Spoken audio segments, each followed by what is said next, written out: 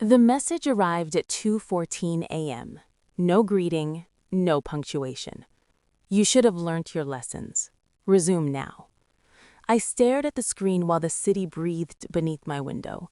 Lights blinking, cars whispering, life continuing like nothing had ended 2 days ago. My termination email was still open on my laptop. Restructuring, her favorite word. I typed slowly. Not happening.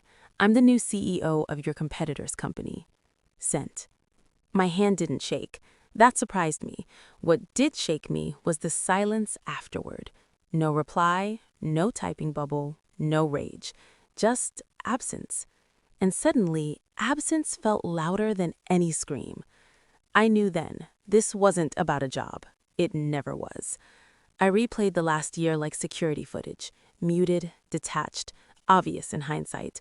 Her late nights, her sudden privacy, the way she'd take calls in the car, windows up, engine off. I told myself it was pressure. She was the CEO. She carried companies like other people carried groceries, and I was the husband who stayed useful, quiet, supportive. Until I wasn't. The termination meeting lasted 11 minutes. No eye contact, no explanation beyond policy language she'd help write.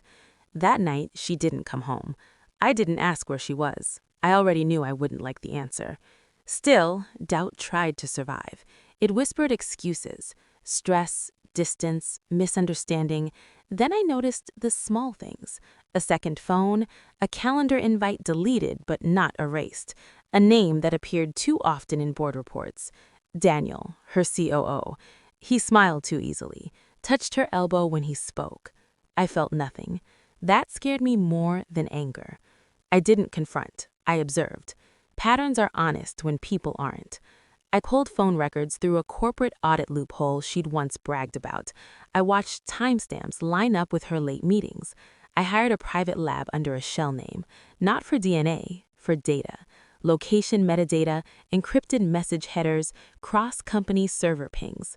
She'd been leaking strategy, not to the market, to him. Their affair wasn't reckless, it was optimized. They planned together, slept together, moved pieces while I sat at the board table thinking I still belonged. I smiled when she kissed me goodbye. I asked how her day was. Inside, something sharpened. When the competitor called, offering me the CEO role, I didn't hesitate. They knew what she'd stolen. They wanted someone who understood her playbook. I accepted before the call ended. Still, I waited.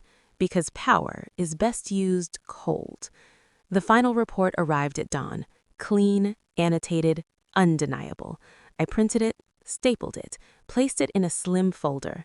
She walked into the house that evening, heels in hand, hair undone. "Long day," she said. I slid the folder across the table. She opened it, stopped breathing. Page 3 was the timeline. Page 5, the messages. Page 7, the financial exposure. Page 9, Daniel's signature on a merger contingency plan. Her hands trembled. "This isn't what it looks like," she whispered. I watched her carefully. Not angry, not sad, just small. "You fired me," I said, "and promoted him." Silence. That was her confession. The next morning the board met. Not hers, mine. I presented calmly, methodically. Her company's stock dipped before lunch.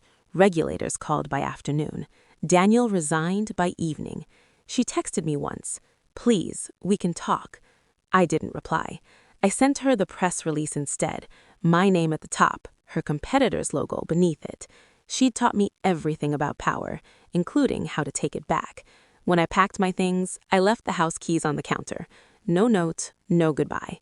Some endings don't need explanation. They need distance. I don't miss her. I miss who I thought I was with her. That man believed loyalty was mutual, that transparency was strength. I know better now. Control doesn't announce itself. It waits. The city looks different from this office. Higher, clearer. She lost everything trying to own me. I gained myself by walking away. And that lesson, I learned it perfectly.